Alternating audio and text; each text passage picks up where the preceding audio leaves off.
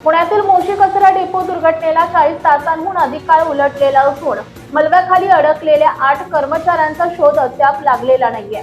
NDRF आणि भारतीय लष्कराकडून युद्ध पातळीवर बचाव कार्य सुरू असून सर्वांचं लक्ष या मोहिमेकडे लागलंय। या काळजाचा ठोका चुकवणाऱ्या दुर्घटनेतून तब्बल 6 तासांच्या अथक प्रयत्नानंतर सुखरूप बाहेर पडलेल्या सुजाता शिंदे यांनी त्या रात्रीचा अंगावर काटा आणणारा अनुभव सांगितलाय। मोशी कचरा डेपो दुर्घटनेनंतर बचाव कार्य युद्ध पातळीवर सुरू असतानाच नातेवाईकांचा संताप आता लोकप्रतिनिधींवर व्यक्त होतोय। दुर्घटना इतकी मोठी घडली पण आमच्या वेदना जाणून घेण्यासाठी अनेक लोकप्रतिनिधी घटनास्थळी आले नाहीत असा आरोप नातेवाईकांनी केलाय।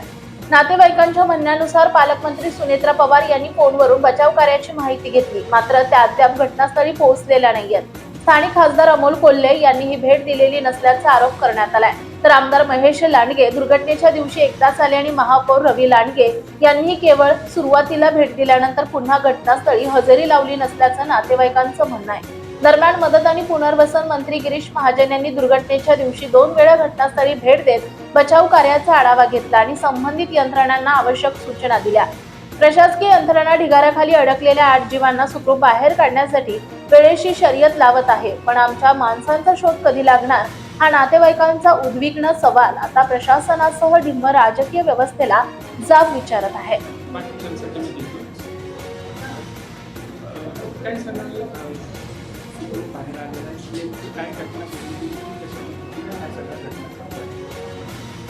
आम्ही जेवायला बसलो होतो, सगळे आम्ही जेवण स्टार्टच करणार होतो तर ते एसएलएफचा डोंगर ढासळला असं आम्हाला समजलं। मी थोडंसं पाठी पाहिलं तर असं जाणवलं की तो डोंगर पूर्णपणे पुढे येतो आणि एवढं म्हणताच आम्ही 5-6 जण बाहेर दरवाजाच्या बाहेर पडलो, पण बाहेर जाऊन थोडंसं लांब फेकण्यात आलो आणि तिथंच आदळल्यामुळं थोडंसं पूर्ण अंधारमय लागल्यामुळं काहीच समजलं नाही की नक्की काय झालं।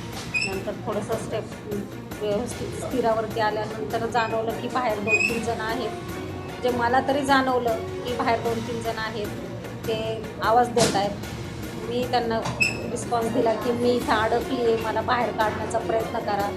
तोपर्यंत मी स्वतःला सावरलं, बाजूच्या फरशा कॉन्क्रीट वगैरे होतं ते थोडंसं बाजूला काढत त्यांच्यापर्यंत जाण्याचा प्रयत्न केला आणि मग मला राम सर म्हणून आहेत आमचे, त्यांनी मग मला हाताला खेचून बाहेर काढले त्यांच्याकडे आणि मी त्यांच्यापर्यंत पोहोचले।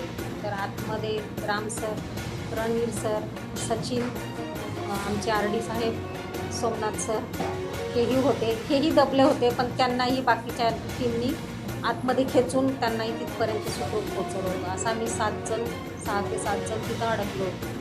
5 तास आम्ही तिथेच होतो। कशा पद्धतीने मदत केली? त्यांनी आधी अंदाज घेतला की आम्ही कुठे आहोत त्या पद्धतीने त्यांनी स्लॅब किंवा काय असेल ते फोडण्याचा प्रयत्न केला आणि मग आवाज देण्यास सुरुवात केली की कोणी आहे का आतमध्ये, आमचा आवाज येतोय का, आमचा तुमच्यापर्यंत आवाज पोचण्याचा काही तुम्हाला वाटतंय का। तर मग आमच्या RD सरांनी आवाज ऐकला आणि त्यांना रिस्पॉन्स दिला की आम्ही इथं आतमध्ये 5-6 जण आहोत, आमच्यापर्यंत काहीतरी सेवा पोचवावी। पहिलं तर आम्हाला आमचे सर जे आहेत रणवीर सर, हे बेहोशीच्या हालतमध्ये व्हायला लागले होते, म्हणून त्यांना पहिलं पाणी पोचवा। मग त्या लोकांनी आम्हाला पाणी पोचवलं आमच्यापर्यंत आणि आमच्या सगळ्यांचे जीव वाचवले।